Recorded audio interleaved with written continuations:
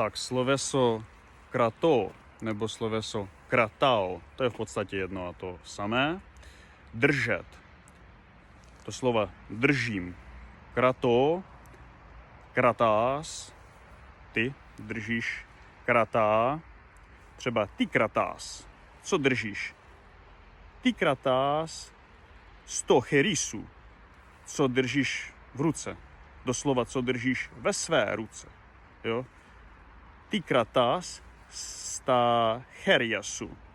Co držíš ve svých rukou. Držet, doslova držet. Ale může to být také i ve smyslu takového, řekněme, poetického vyjádření.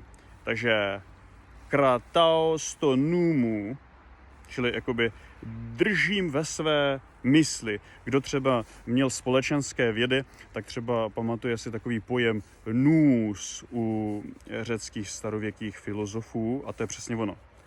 Nous, ale to bude 100 nů, protože to je akuzativ, takže to s zmizí u podstatného jména mužského rodu. Takže kratao 100 numu držím, jakoby držím ve své paměti, znamená, jako vzpomínám si, pamatuji si, jako ve své mentalitě držím. Kratao 100 numu, třeba ty synandisimas. Naše setkání.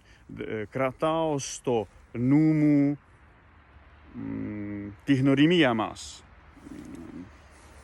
Naše seznámení. Naše seznámení. Ale také se můžeme držet. Takže kratieme, držím se. Kratieme, kratiete, drží se. Třeba kratiete apotin alithia. Jo? Apotin alithia. Drží se pravdy. Nebo kratieme apotin alithia. Držím se pravdy.